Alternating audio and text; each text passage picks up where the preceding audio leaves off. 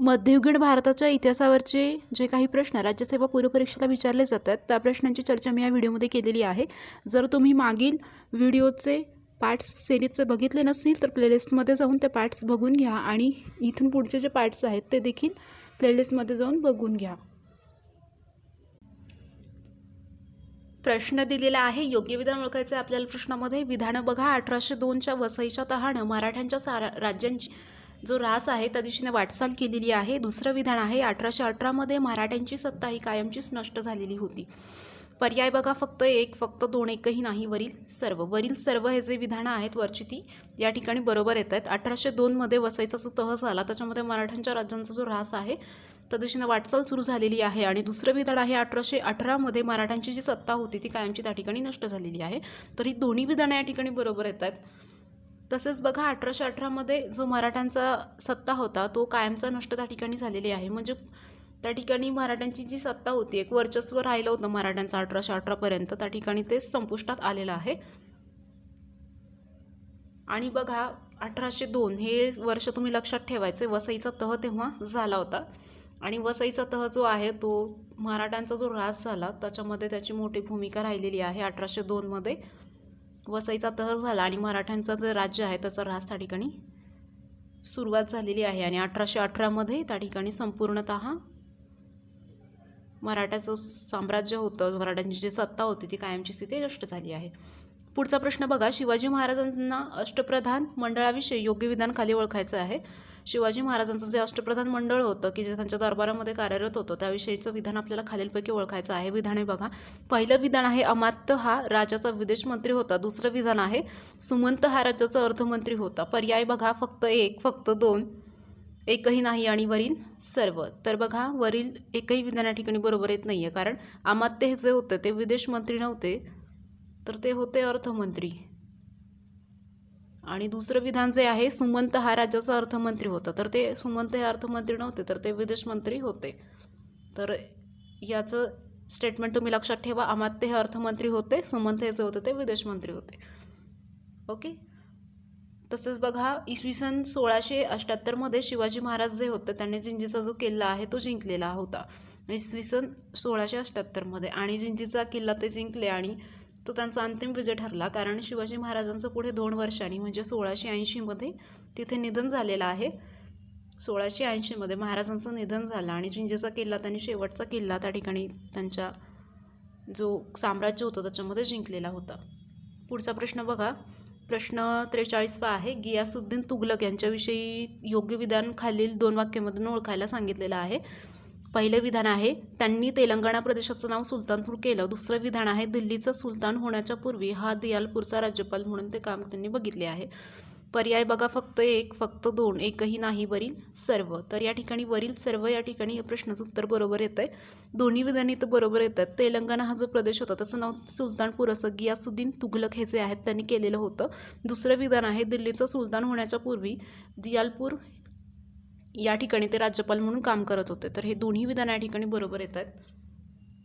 तसंच बघा, जर त्यांचा कालखंड आपण बघितला तर तो आहे 1320 ते 1325 असा कालखंड गियासुद्दीन जे होतं त्यांचा तुघलक त्यांचा राहिलेला आहे. तसेच बघा, सर्वाधिक काळ 94 वर्ष म्हणजे खूप वर्ष झाली ही. 99 वर्ष त्या काळामध्ये गियासुद्दीन तुघलक या घराणं जे होतं त्या घराण्याने 94 वर्ष दिल्लीवरती राज्य केलेलं होतं. तर सर्वाधिक काळ दिल्लीच्या गादीवरती राहणारे 94 वर्ष म्हणून त्यांची ओळख त्या ठिकाणी तुघलक घराण्याची होते. तर हेही विधान तुम्हाला लक्षात ठेवायचं आहे की तुघलक घराणं जे होतं ते सर्वाधिक काळ म्हणजे 94 वर्ष दिल्लीच्या सल्तनतवरती त्यांनी गादीवरती ते बसलेलं आहे.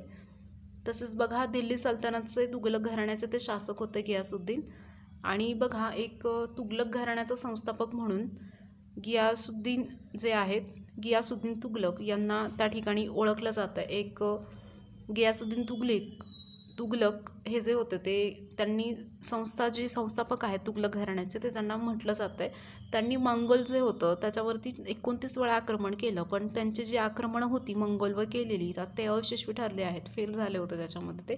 त्यांना ते काही जिंकता आलं नाही 29 वेळा मंगोल आक्रमण करून देखील. आणि बघा, तेलंगणा आत्ताचा जो आपला प्रदेश आहे त्याचं नाव त्यांनी तेव्हा सुलतानपूर असं ठेवलं होतं. तर हे पण लक्षात ठेवा, सुलतानपूर असं नाव तेलंगणा प्रदेशाचं त्यांनी ठेवलं होतं. पुढचा प्रश्न बघा, आपल्याला या ठिकाणी योग्य विधान ओळखायचं आहे. जहागीर नसरुद्दीन मोहम्मद जहागीर या नावाने गादीवर आला. दुसरं विधान आहे, गादीवर आल्यावर जहागीरांनी गाझी ही उपाधी धारण केली. पर्याय आहेत फक्त एक, फक्त दोन, एकही नाही, वरील सर्व. तर वरील दोन्ही विधाने इथं बरोबर येतात. जहागीर नसरुद्दीन मोहम्मद जे जहागीर आहेत या नावाने ते गादीवर आलेले आहेत. दुसरं विधान जे आहे, गादीवर आल्यानंतर जहागीरांनी गाझी उपाधी धारण केली, तर हेही विधान या ठिकाणी बरोबर येते. तसेच बघा, जे खुर्रम आणि खुसरो आहेत ही त्यांच्या मुलांची नावं आहेत आणि ही 2 मुलं त्यांना होती आणि गाझी ही उपाधी जी आहे ती त्यांनी धारण केलेली आहे. तर ही सर्व विधानं जी आहेत ती नसरुद्दीन मोहम्मद जहागीर यांची आहेत. तर ही नसरुद्दीन मोहम्मद जहागीरविषयी ते लक्षात ठेवायची आहेत तुम्हाला. पुढचा प्रश्न बघा, भेरवालचं युद्ध खालीलपैकी कोणामध्ये झालेलं आहे?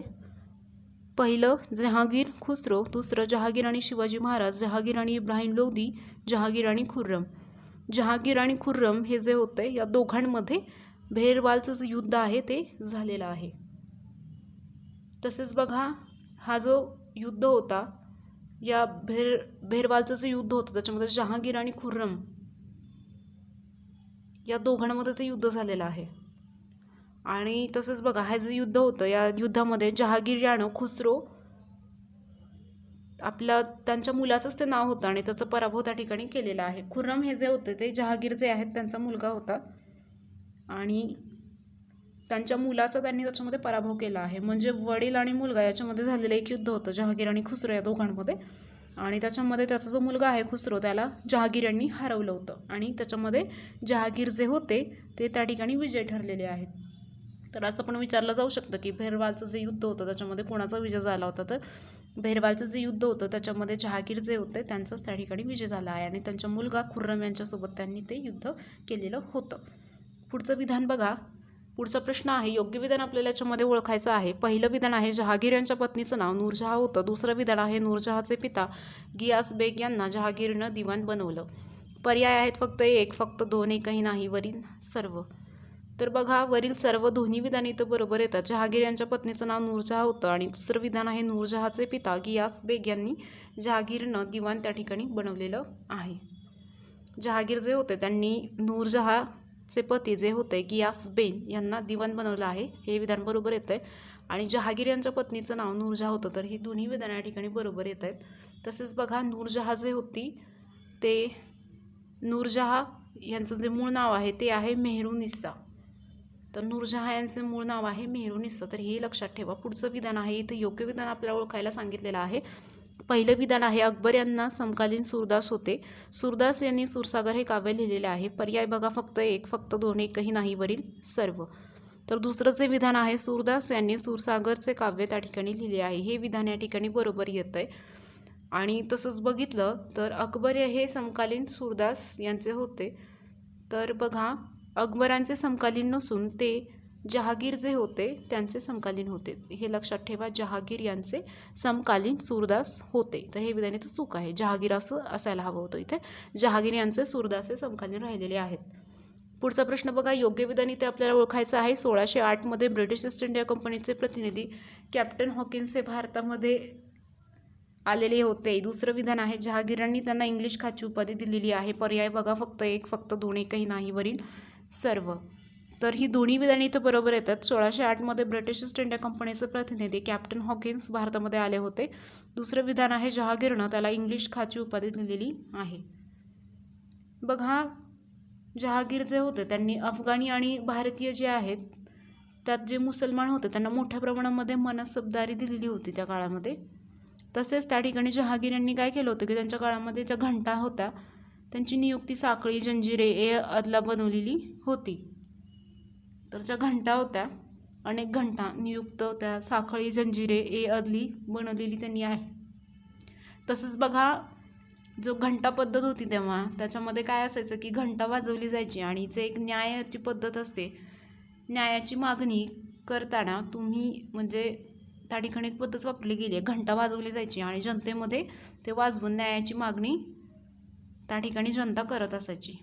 म्हणजे ती घंटा घ्यायची आणि गावामध्ये ते वाजवणं आणि त्याच्यातून असं सांगणं की जनता एक न्यायाची मागणी करत आहे, असं त्या ठिकाणी त्याचा अर्थ व्हायचा आणि त्यालाच न्यायाची साखळी असं म्हटलं गेलेलं आहे. तर न्यायाची साखळी असं त्या ठिकाणी त्याला म्हटलं जाते. पुढचा प्रश्न बघा, योग्य विधान आपल्याला इथे ओळखायचं आहे. जहागीर यांच्या काळामध्ये अनेक घंटा नियुक्त साखळी जंजिरे यादला बनवलेली आहेत. दुसरं विधान आहे, त्या काळात जनता ते वाजवून न्यायाची मागणी करीत होती. तर बघा त्या साखळीचं जंजिरे ए अदली पर्याय बघा, फक्त एक, फक्त दोन, फक्त एकही नाही वरील सर्व. तर दोन्ही विधानं बरोबर येतात. जहागीर जे होते त्यांनी त्यांच्या काळामध्ये घंटा नियुक्त केलेल्या होत्या आणि जी साखळी आहे जंजिरे ए अदली त्याच्यासाठी त्यांनी बनवलेली आहे. नाव लक्षात ठेवा, जंजिरे अदली त्यांनी बनवलेली आहे. हे विधान इथं बरोबर येते. दुसरं विधान आहे, त्या काळात जनता ते वाजवून न्यायाची मागणी करत असते. तर ही दोन्ही विधाने इथं बरोबर येतात. तसेच बघा 1608 मध्ये ब्रिटिश इंडिया ईस्ट कंपनीचे प्रतिनिधी कॅप्टन हॉकिन्स भारतामध्ये आलेले होते आणि त्यानंतर जहागीर जे आहेत त्यांनी इंग्लिश खाची उपाधी दिली होती. इंग्लिश खा ही एक उपाधी आहे आणि ती त्यांनी कॅप्टन हॉकिन्स जे होते त्यांना दिलेली होती. कॅप्टन हॉकिन्स जे की ईस्ट इंडिया कंपनीचे प्रतिनिधी होते, जे की 1608 मध्ये इंडियामध्ये आले होते, भारतामध्ये आले होते. तसेच बघा जहागीर यांनी अफगाणी आणि भारतीय जे मुसलमान आहेत त्यांना मोठ्या प्रमाणामध्ये मनसबदारी दिलेली आहे त्या काळामध्ये. पुढचा प्रश्न बघा, योग्य विधान या ठिकाणी आपल्याला ओळखायचं आहे. जहागीर यांनी केलेल्या गोष्टीचा उल्लेख आई जहागीर या पुस्तकात केलेला होता. जहागीर यांनी तमगा मीर बहारी यासारखे कर रद्द केले. फक्त एक, फक्त दोन, एकही नाही वरील सर्व. बघा ही दोन्ही विधाने तर बरोबर येतात. जहागीर यांनी केलेल्या गोष्टींचा उल्लेख आई जहागीर या पुस्तकामध्ये केलेला आहे.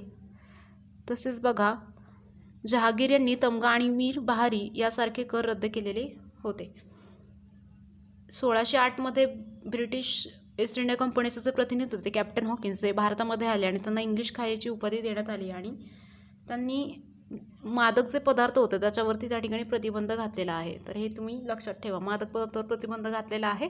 तमगा आणि मीर बहारी हे जे कर आहेत ते त्यांनी जहागीर आणि त्या ठिकाणी रद्द केलेले आहेत. पुढचा प्रश्न बघा, प्रश्न 50. जहागीर यांचा मकबरा खालीलपैकी कोठे बांधण्यात आलेला आहे. जहागीर जे होतं त्यांचा मकबरा कोठे बांधण्यात आला? लाहोर, दिल्ली, पटना, अहमदाबाद. लाहोर या ठिकाणी याचं उत्तर येते. जहागीर यांचा मकबरा जो आहे तो लाहोर या ठिकाणी बांधण्यात आलेला आहे आणि तो मकबरा जो आहे तो रावी नदी जी आहे लाहोरमध्ये तिथे बांधण्यात आलेला आहे. तर बघा या चित्रामध्ये तुम्हाला दिसत असेल जो मकबरा आहे तो अशा प्रकारे तो दिसतोय. तसेच बघा जहागीर जे होते त्यांनी इंग्लिश खा ही उपाधी आहे ती कॅप्टन हॉकिन्स यांना दिलेली आहे, जे की ब्रिटिश ईस्ट इंडिया कंपनीचे कॅप्टन प्रतिनिधी त्या ठिकाणी राहिलेले आहेत. 1608 मध्ये त्यांना ती त्यांनी दिलेली आहे. या व्हिडिओची जर PDF फाईल तुम्हाला हवी असेल या क्वेश्चन्सची मध्ययुगीन इतिहासाच्या, तर खाली डिस्क्रिप्शन बॉक्समध्ये मी लिंक दिलेली आहे, तिथे जाऊन ते तुम्ही डाउनलोड करून घ्या आणि याच्या मागचे पार्ट्स देखील त्याच्या पण PDF फाईल्स अवेलेबल आहेत. त्याचे प्लेलिस्टमध्ये जाऊन तुम्ही व्हिडिओ बघून घ्या, ते पार्ट्स तुम्ही कंप्लीट करा आणि PDF फाईल्समध्ये जाऊन तुम्ही डिस्क्रिप्शन बॉक्सच्या लिंकमधून डाउनलोड करून घ्या. आपणास हा व्हिडिओ जर आवडला असेल तर याला लाईक करा, तुमच्या फ्रेंड्समध्ये याला शेअर करा जेणेकरून त्यांच्यापर्यंत पण ही माहिती पोहोचेल. तसेच आपण जर ऑफिसर्स ऑनलाईन अकॅडमी या चॅनलला सबस्क्राईब केलं नसेल तर त्या ठिकाणी सबस्क्राईब करा आणि बाजूला तुम्हाला बेल आयकॉनचं एक नोटिफिकेशनचं बटन दिसत असेल त्या ठिकाणी क्लिक करा, जेणेकरून आमचे नवीन व्हिडिओचे अपडेट्स जे आहेत ते तुम्हाला त्या ठिकाणी भेटतील. तुम्ही व्हिडिओ शेवटपर्यंत बघितला त्याबद्दल तुमचे खूप खूप धन्यवाद. चॅनलला सबस्क्राईब करा. Thanks for watching.